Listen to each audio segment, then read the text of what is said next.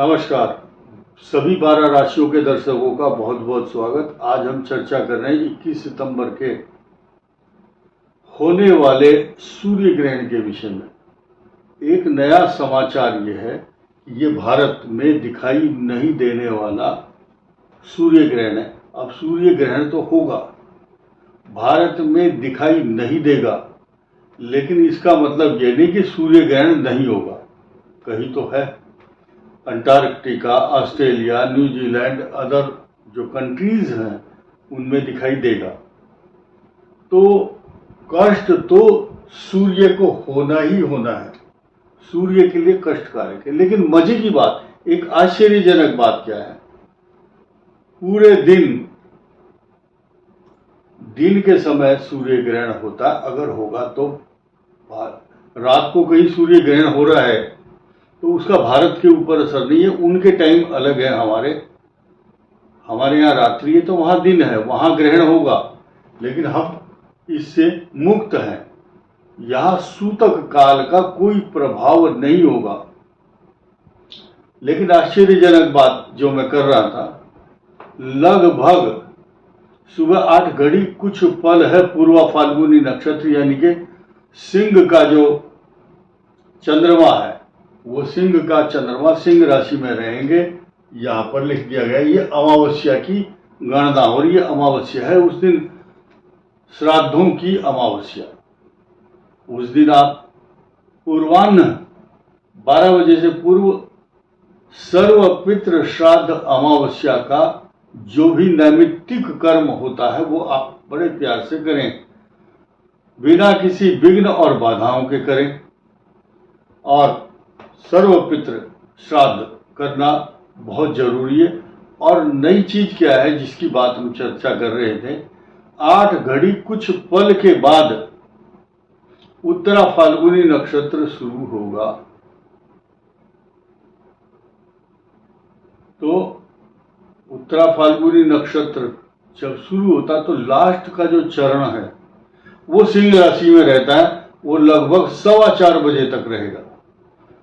4:15 बजे के बाद कन्या राशि का चंद्रमा टेक ओवर करता है, अपनी राशि में ट्रांजिट करते हैं चंद्रमा, और ये पोजीशन उस समय होगी और उस समय ये पोजीशन हट जाएगी, यानी कि चंद्रमा का जो ट्रांजिट है वो यहाँ पर हो जाएगा कन्या राशि में। ये दोनों ग्रह यहाँ पर रह जाएंगे और मंगल यहाँ पर होंगे उस समय। ये जो मंगल के अंश हैं, मंगल के अंश है, ये 8 अंश का मंगल उस दिन होगा। 8 दिन बीत चुके होंगे इनको, लगभग 8 दिन। तो और ये जो सूर्य है, इन सूर्य की स्थिति मात्र 4.5 और 5 अंश की है। 4.5 और 5 अंश का सूर्य, 5 अंश का सूर्य बहुत बलवान नहीं होता है। ऐसी पोजीशन में केतु के साथ जैसे ही ये निकल जाएंगे, ये सूर्य जब होता है तब सूर्य ग्रहण होता है। सूर्य के साथ केतु का होना, राहु 180 डिग्री पर होना, तो ये पोजीशन क्यों नहीं बन पाई, मात्र कुछ अंशों के। अगर ये अंश कम बैलेंस खराब हो जाता तो सूर्य जब तक सिंह में प्रवेश करते हैं, यानी कि चंद्रमा यहाँ होते, सूर्य का होना भी आवश्यक होता है। इसलिए जो समीकरण बदला है, सूर्य 3 दिन पहले यहाँ पर बदल चुके हैं और कन्या राशि में प्रवेश कर चुके हैं। बुधादित्य योग बन गया। इसलिए चंद्रमा का जो प्रभाव है वो सूर्य के साथ हो चुका है, केतु से ये हट चुके हैं। लेकिन अब ध्यान देना होगा, एक एक राशि पर बारीकी से चर्चा करूंगा। पहले मैं ये बताऊं कि ये जो चंद्रमा और सूर्य का बुधादित्य योग के साथ साथ ये जो भद्र योग बना है, इस भद्र योग के ऊपर शत्रुओं की नजर लग गई। कन्या राशि को इफेक्ट करने वाला ग्रह आ गया। क्यों? दो तरह से कन्या राशि पीड़ित हुई। पहली तो केतु और मंगल के बीच में पाप कर्तरी योग सूर्य के कारण हुआ, और इतना तो था ही, यानी कि ये इस पाप कर्तरी योग की अग्नि में जल रही है, और उस समय ये जो इसका शनि का जो प्रभाव है इस सूर्य के ऊपर, ये जो ताप है सूर्य का ताप पहले ही झेल नहीं पा रही थी कन्या राशि, और पाप कर्तरी योग का प्रभाव भी था। अभी मंगल के कष्ट से पीड़ा सहन करते हुए ये राशि शनि के दायरे में 180 डिग्री आ चुकी है, तो इसकी राहत वाली जो पोजीशन है वो नहीं है। और साथ ही साथ एक समीकरण ये बना कि जो राहु है इनको भी देखता है और इनको भी देखता है। राहु अपनी ऊर्जा से इनको, अपनी ऊर्जा से, अपनी शक्ति से, अपनी दृष्टि से इनको प्रभावित करता है। ये दो प्रभावित यानी कि इनको जो प्रोवोक करने वाला राहु है, इन दोनों के बीच में सूर्य जो कि कट्टर शत्रु है, और शत्रु ये दो ग्रह शनि और राहु यहां पर इस सूर्य को इस प्रकार पीड़ा दे रहे, टॉर्चर कर रहे कि इनकी राशि सिंह, यहां पर दृष्टि राहु की, यहां पर दृष्टि भी राहु की, और शनि भी इस राशि को, कन्या को देखता है। तो ये समीकरण बना सूर्य ग्रहण का। अब किस किस राशि को इफेक्ट मिलेगा और कौन सी राशि पर बुरा असर पड़ सकता है इस सूर्य ग्रहण के समय पर। मैंने आपको स्पष्ट बताया सूर्य ग्रहण भारत में दृश्य नहीं है। दृश्य नहीं तो सूतक आदि का जो दुष्प्रभाव है, यानी कि आप उस इफेक्ट से बचे रहेंगे। मेष राशि से शुरू करते हैं। मेष राशि का छठा सूर्य आना अच्छा है। 12वां शनि नुकसानदायक, खर्चे का परिचायक, राहु लाभदायक। वृषभ राशि के लिए नौकरी में स्थानांतरण, ट्रांसफर तथा घर में अशांति का कारण बन रहा है, और इस राशि का चतुर्थ भाव है, वहां पर शुक्र भी है और राहु से दृष्ट है। अच्छा, ये वृष राशि के लिए अच्छे समीकरण बिल्कुल नहीं है। मिथुन के लिए बृहस्पति होने के बावजूद भी अच्छे लाभदायक समय नहीं है। आपको गुस्सा ज्यादा आएगा, पेट के रोग रहेंगे, संतान के लिए कष्टकारक, और राहु आपको और इस भाव को भ्रमित कर रहा है, मिसगाइड कर रहा है। कर्क राशि को अष्टम भाव पर राहु पीड़ा देता है, और द्वितीय केतु और शुक्र ये भी अच्छे समीकरण नहीं बनाते हैं। धन, कुटुंब, वाणी पर आपको नियंत्रण रखना होगा। तीसरा भाव, कर्क के लिए तीसरा भाव अच्छा है, पराक्रम स्थान है। ये जो सूर्य ग्रहण का अवसर आएगा, भले ही सूर्य ग्रहण नहीं होगा, ये आपको उस दिन मन को व्यथित करेगा, चाहे सूर्य तीसरे भाव में हो, और उस समय चंद्रमा आपके तीसरे भाव में होंगे, सूर्य भी होंगे, और कन्या, मिथुन, मीन और धनु, इन चार राशि जो केंद्र में बैठी, इनके लिए मात्र भद्र योग बन रहा है, इनके लिए नहीं बन रहा है कर्क के लिए। सिंह के लिए केतु इंडिपेंडेंट तो बनाता है, सुख साधन भी देता है, मैरिज लाइफ को कष्टकारक बनाता है, लेकिन आपकी सुंदर वाणी ही आपका आभूषण बनेगी, यही आपको हेल्प करेगी। आपकी हिम्मत, आपका पराक्रम देखते ही बनता है। इसी की वजह से आप अपने सब कार्यों पर विजय प्राप्त करेंगे, लेकिन शनि की ढैया से पीछा छूटने वाला नहीं है। आपको को फॉल्स एलिगेशन, अशांति, तनाव, चिंता, दुश्मनों से घिरे रहेंगे। कन्या राशि का मैंने बताया काफी विस्तार से।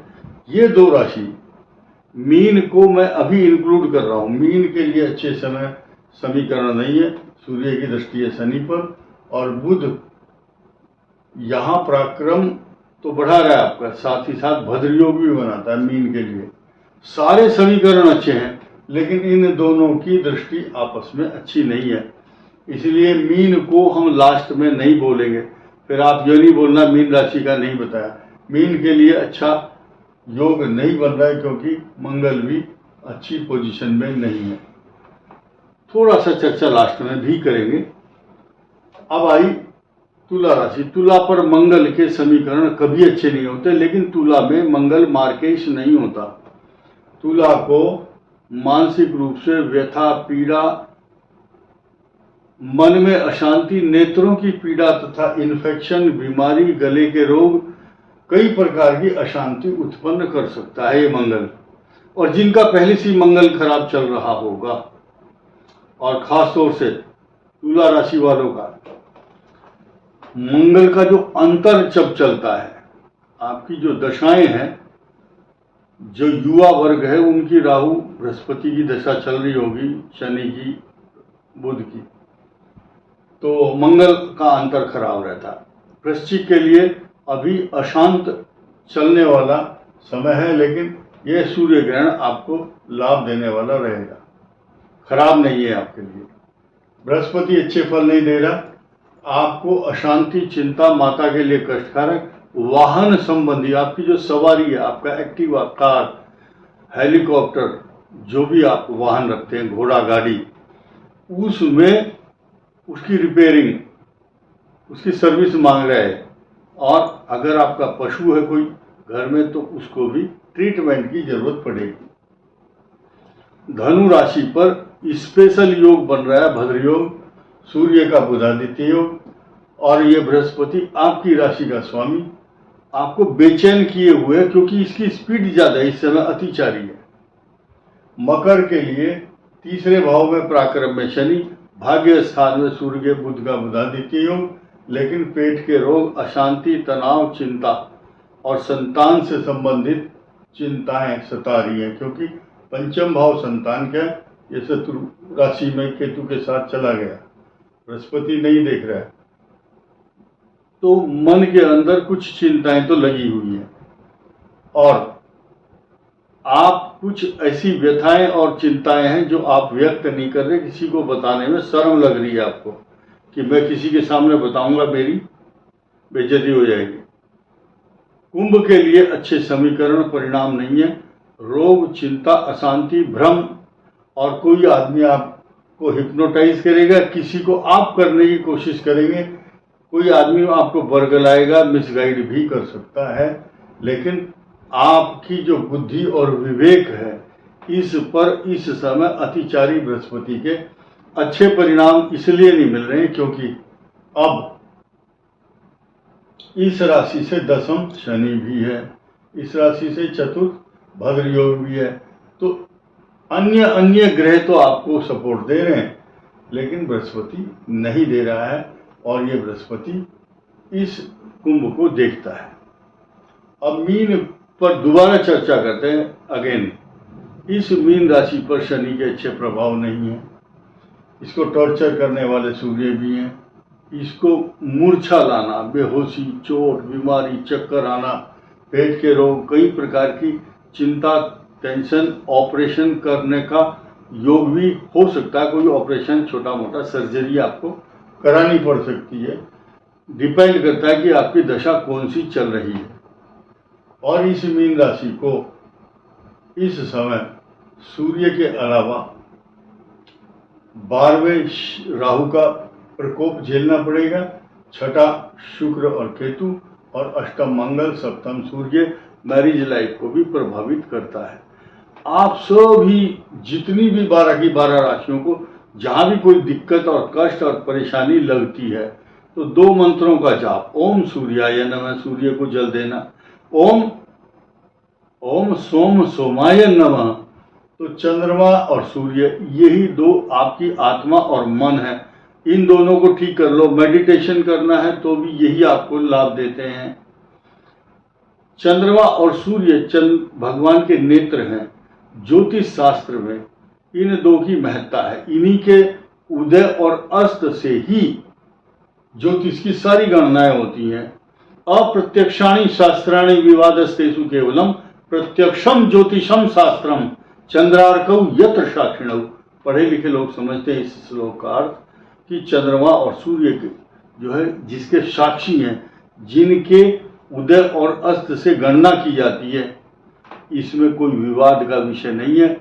हाँ, अपने स्वार्थ के लिए कुछ ज्योतिष को दाएं बाएं कर देते हैं लोग, तो वो अलग मैटर है। इस वीडियो में इतना ही। धन्यवाद, नमस्कार।